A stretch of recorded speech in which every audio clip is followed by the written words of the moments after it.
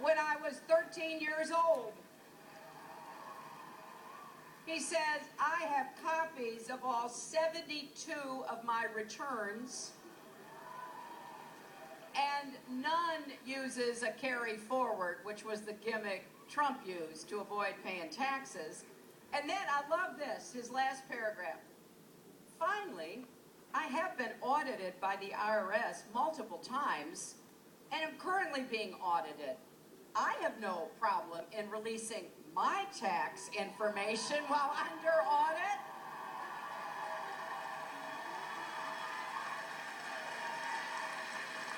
And then he concludes by saying, neither would Mr. Trump, at least he would have no legal problem.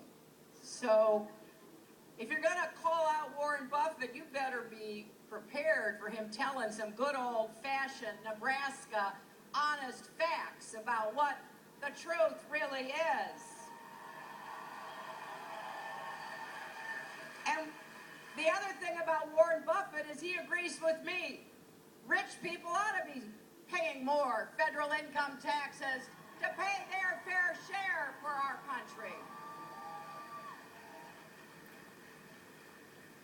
Also last night, Donald had no answer when confronted by the report that he's been buying cheap Chinese steel for construction projects instead of good American steel that supports good American jobs.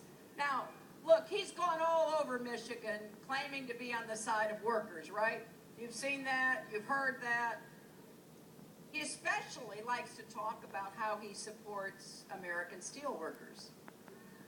He even had the nerve to brag about how, and this is a quote, American steel will send new skyscrapers soaring. And all the while, he was hiding the truth. He went to great extremes to hide the fact that he chose to support Chinese workers, not American workers. Now, you in Michigan, like a lot of places in our country, know that China has been dumping cheap steel into our markets for too long. And you've seen the consequences up close, because when China illegally floods our markets with cheap steel, and people like Donald Trump buy it, then it kills good jobs. Kills jobs here in Wayne County, kills jobs across Michigan and lots of other places.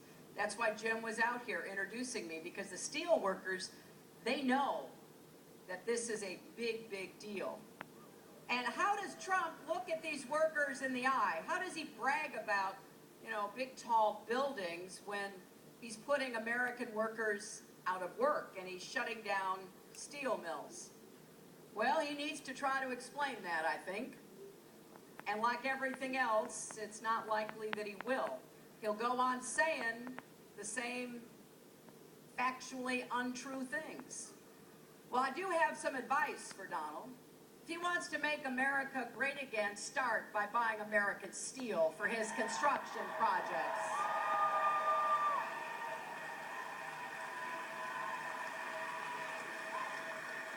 But here's the other thing you need to remember, because I assume some of you know people who might be thinking about voting for Trump. And I know, but you do have to try. Friends don't let friends vote for Trump. That is exactly the case, right?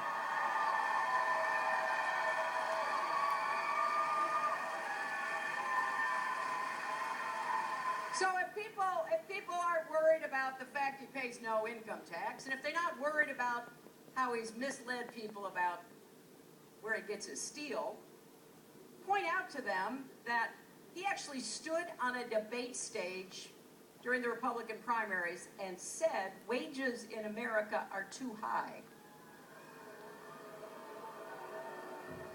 I love it. He keeps denying these things, and he must forget that we do have video and audio in 2016, and you can actually pull it out again and show people.